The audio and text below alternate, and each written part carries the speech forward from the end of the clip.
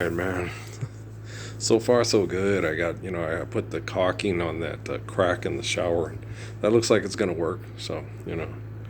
Um, I don't have any things going on. I do have to go to the hardware store tomorrow because I got to get some wire mesh. Like we have on that out there, um, to keep the crap from going into the irrigation lines under the by the shed into the trees. So I got to go get that, and then I'll get some.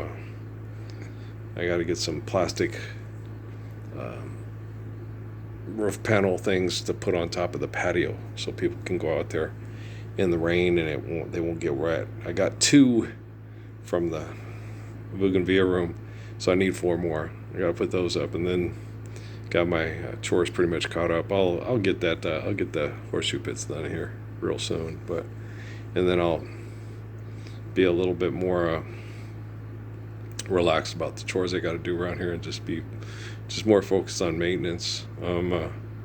Things that there are things that you think you want to do, but was just more to make the property just more appealing and easier to maintain.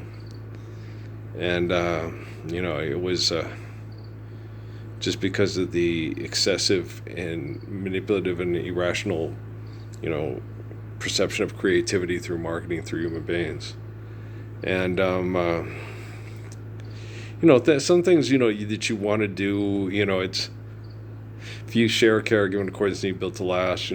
There's nothing wrong with a jogging track. There's nothing wrong with a basketball hoop or a tennis court. As long as you maintain it and what you do there is healthy.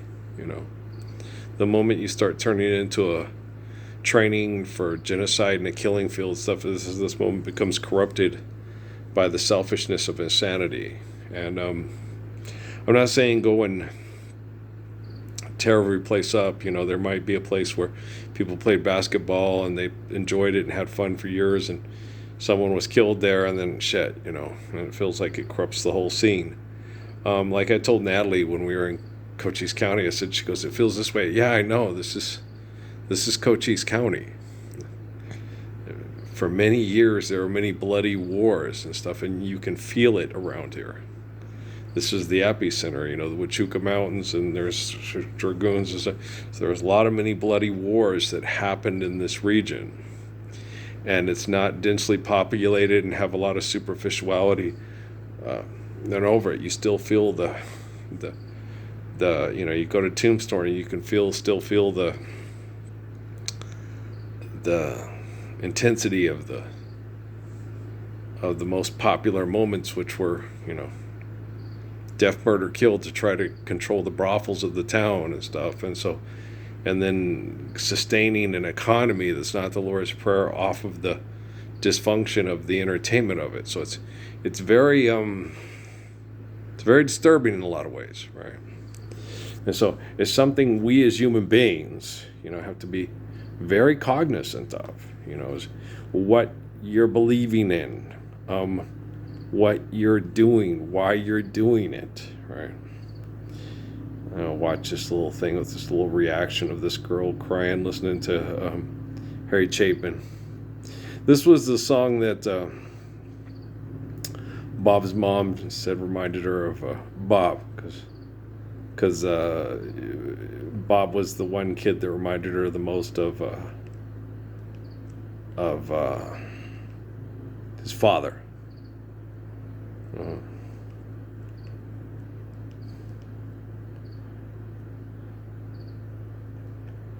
And so it's they have all these people crying because they're watching Harry Chapin sing it. It's a good song. A child arrived just the other day, came to the world in the usual way. Airplanes to catch, bills to pay.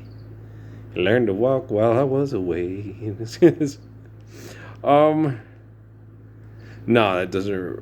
Well, there are moments like that with my Patrick. Because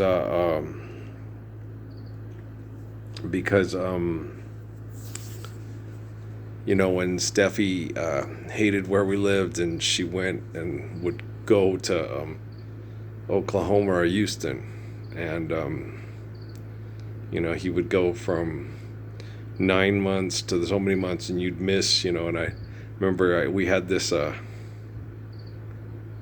When I got the new place, we went to the airman's attic, and we had this little lamp that I had next to his crib that you wound it up, and it had a Ferris wheel with a little Indian kid and a Chinese kid, an American kid, and a Dutch kid, or whatever, and you'd wind it up, and it would play "It's a Small World After All."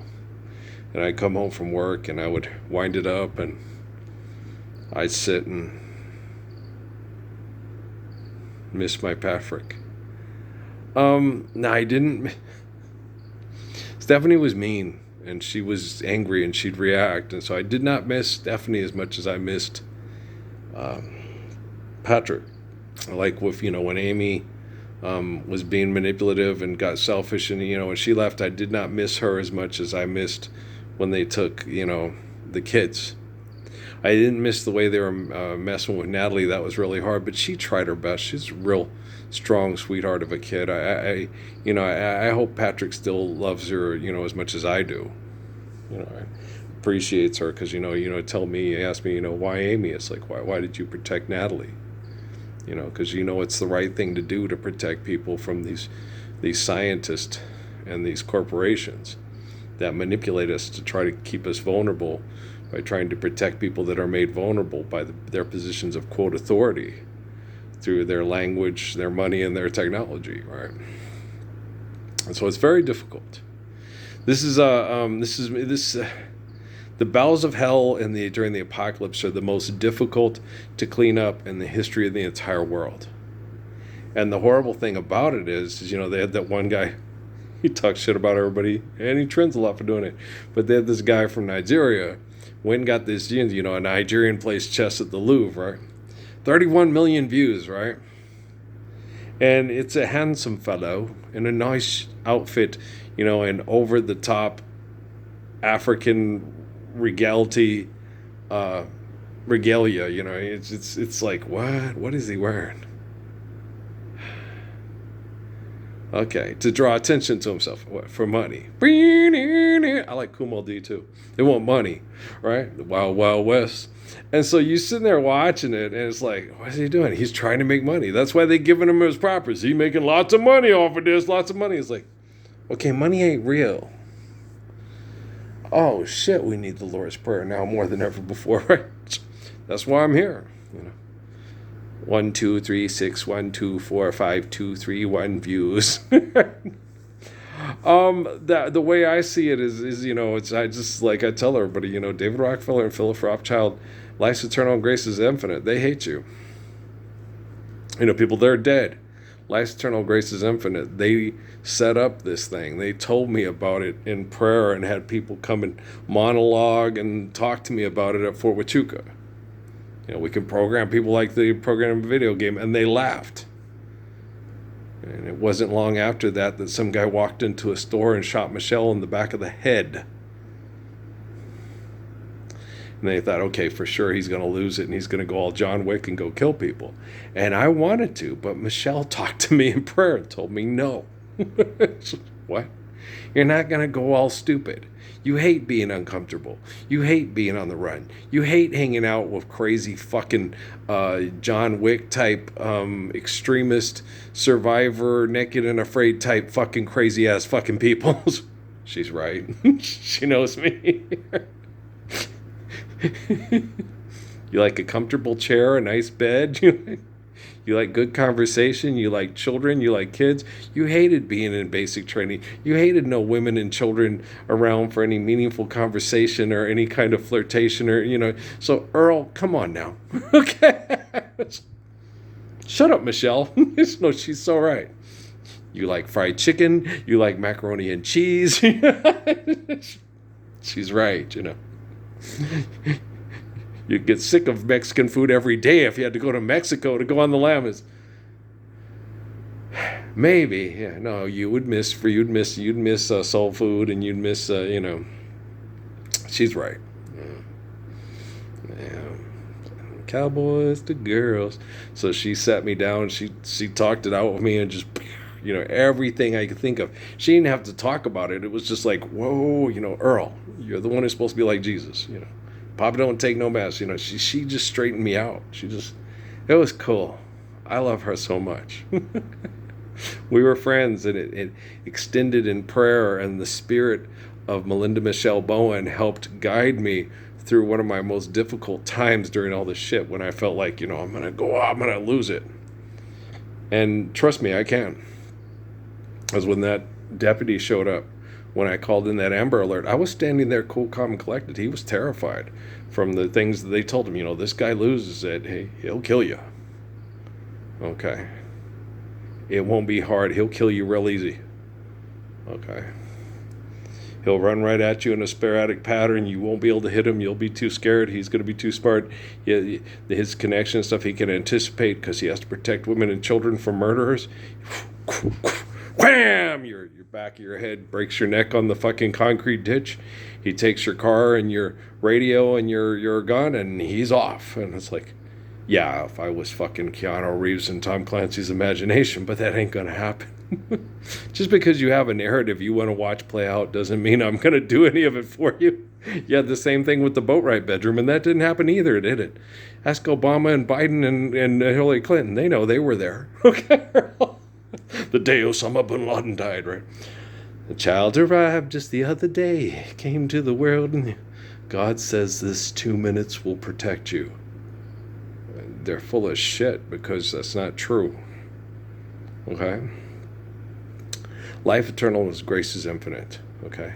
Faith is the only protection from believing in bullshit because you think you're your flesh. And that didn't take 2 minutes and 13 seconds. Okay? Right between Pursuit, Apache. What was the name of that one? What is that?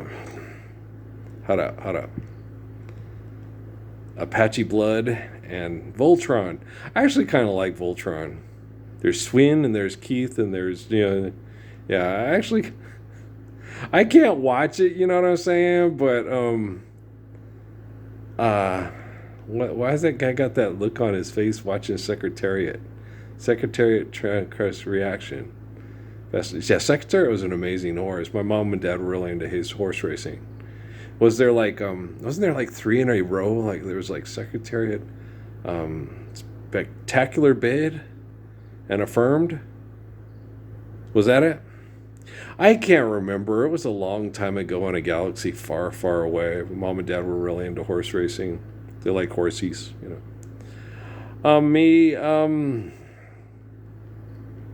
I like horses, but the thing is I really love people. On that Legend of Billie Jean, that girl looks a lot like the lead singer from Roxette. I don't think it is 1985. I don't know. Anybody else like Roxette? It must have been love. No, it wasn't, because Roxette was, no, it wasn't, because Roxette was popular in 88, 90 or whatever, I think. Or was it 85? I can't remember. All I know is Law said that song reminded her of us. And I was like, yeah, me too, you little stinker. No, like, I'll always love Yolanda Denise Gilliard, And Kay, yes, I always love Kayla Gilliard. Total pain in the ass. So, Steffi and Amy, and Chief Gilliard will always consider him one of my best friends, And Shelley, yeah. And I'm particularly fond of William, because William is like having an extension of the Chief, with his cerebral thought processes and his control of his emotions, so he doesn't get too angry, and he helps people see things better because he cares about them. Yeah, so So yeah, no, I take people with me. Life's eternal and grace is infinite. So it's weird, people are strange when you're a stranger. Women seem wicked. Will Penny's almost over. It's one of my dad's favorite movies. Will Penny, and he likes Mountain Men too. I like Brian Keith a lot too. Anybody else like Brian Keith? Running Moon, right? Which is a pretty good movie too. No, I like his westerns, and I like his westerns better than his biblical ones. What are there? Ben-Hur and what's the, and the Ten Commandments? Yeah. Well, because the western ones aren't based off of mythology. Like that shit could really happen. You know, that's okay. So I like Will Penny and I like Mountain Men. That's a good one. Yeah. And what are the Charlton Heston movies? Mom was really into Burt Lancaster. She had a crush on him because he was very handsome. So, yeah. My favorite Burt Lancaster movies. I don't know, man. I do like a lot of Michael Douglas's dad's movies. I like The Big Trees. I like Spartacus. I like Van Gogh. What was the name of that movie? Was it? I can't remember. What was the name of that movie? Lahadi Dahadi Dum. It's a good movie though.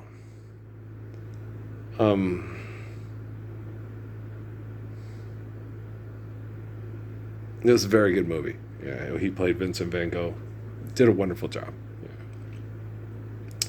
Oh, Charlton Heston, Agony and the Ecstasy. Yeah, with Rex Harrison as the Pope or whatever. I think it was Rex Harrison. I can't remember. But oh yeah, he was really good as Michelangelo. Yeah, that was a good movie too. Yeah. That's a good movie too. That's a good movie. I liked that as a kid. So I wasn't as spastic and crazy as you think because I could sit. I sat and watched that movie, and what was the other one? Okay, but yes, yeah, there are certain movies like that. I watched the Vincent Van Gogh one. I think I watched that when I was a little bit older though.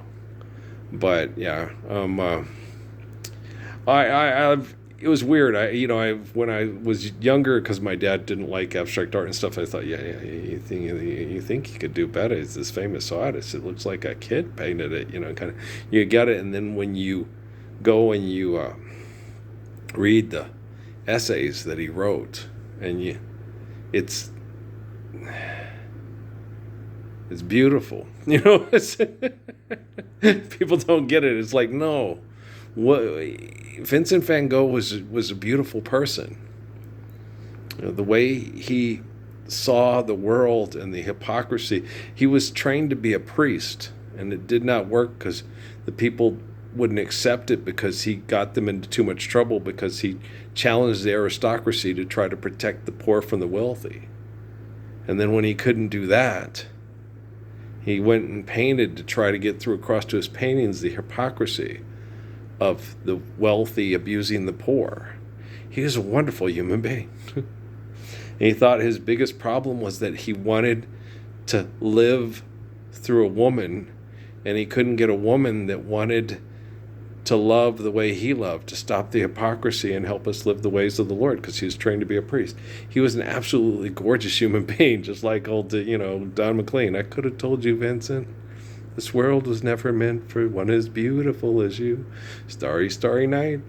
It's hard. I had an art teacher. She thought he was this pervert. And he went and he shot himself he was a pervert, and he shot himself in the genitalia, and then he suffocated in a pile of manure. It's like, yeah, that's how he died. After he cut the ear off for the kind he thought was a kind prostitute. And he was like, I could sell my paintings by a sidewalk at a cafe where you can work, So what are you going to do? And he told most of the women in his life, he goes, I come from rich people. I will go back and torture myself working in my dad's factory, being a rich person for the poor people, just to have children of you and help raise children of you. And they would laugh, you're full of shit. And he was telling the truth. Yeah. And, he told them the truth, and they thought he was just making it up to get them in the bedroom. Well, the first lady, no, she knew. But she said, you're too crazy to do it. Your family won't let you do it. You're too insane. And so in the movie, and it really did happen, he put his hand over a candle, and he burnt it right in front of her. And she said, you're crazy. And he goes, and that doesn't hurt? And he's like, yeah, of course this hurts, and it's painful. But I'm trying to show you how painful your actions and your words are to people, and how you shouldn't say that because this is just like this. And she says, see, you're crazy. And he was trying to get across to her, the things you say to people because you don't understand them and you're self-centered, I'm trying to help you not be self-centered because, I've always been attracted to you and you have a son you have to raise. And he was just an amazing human being. Anybody else, well, a lot of people don't connect to the life of Vincent van Gogh in prayer the way I do. I see and feel the things at a more intense perspective than other people do, and then he's just stealing other people's great works to make himself seem more important and more empathetic and more understanding. It's like I'm the guy from the book of Revelation. People pray to my eternal spirit as a god because of assholes like you, collecting money and putting it all together to mass murder, to maintain your positions of power and authority through debt and trespass. I could have told you, Vincent, right? Amy Winehouse, Love is the Losing Game, 2006. Yeah. Hawkeye and the Last of the Mohicans, Ethan Allen stories. Chloe and Lamar.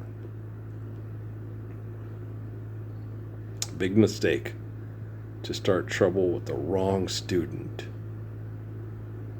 Yeah. They always have things like that. When this guy took on that dude, and then the other guy totally kicked his ass and nobody fucking saw it coming. Okay. When one guy got up and stood for the Lord's Prayer and everybody acted like it didn't happen, but the Rockefeller Foundation collected all the evidence and put it on a quantum computer. So when the day comes that we all live the Lord's Prayer, everybody from now until the end of time is going to know who believed in the living Messiah and wanted to live the deliverance of the Lord's Prayer, and who tried to stop it and didn't believe in it and called him a batshit crazy fucking nut job. He's either liar, lunatic, or Lord. I don't worry about that stuff. All I'm concerned about is the children being delivered from evil by the commands of the Lord's Prayer, and then us sustaining it through faith and infinite glory and eternally loving one another. I was watching some of these things. They have these things where they have these things, commercials in El Paso during the news about these people with spinal injuries and all that stuff. And I was like, yeah, there'll always be certain callings and ways to help people that have catastrophic things that happen, but there'll be far less when people aren't driving cars to jobs and having trouble maintaining the job because of all the difficulty and stress, and then getting drunk and calling their wife and running into a boulder and getting fired, right? And so, and go out there, put on a badge, knock, knock, knocking on heaven's door. Mom, take these guns, take this badge off of me. I can't wear it anymore. Take my guns and put them in the ground. I feel like I'm knocking on heaven's door. Bob Dylan wrote it, but I like the way Randy Crawford sings it the best because I really love Randy Crawford's voice. Okay. Anybody else? I just wish, I sit there. She's one of those people that, like, gosh, I wish, she wasn't in the 80s, because 80s music was just not nearly as good as Ella Fitzgerald's and Nancy Wilson's. Because her voice is so good, right? And I like a lot of her songs, but I'm just not digging the music and stuff like. Have you ever heard Nancy Wilson to sing "To Be the One You Love"?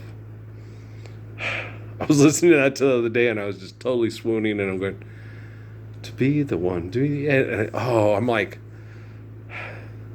swoon diddy, swoon, swoon, swoon, such majestic birds, I'm like sitting there going, wow. That is so, and she has so many songs like that, You listen to it and you're just like, holy mackerel, Andy.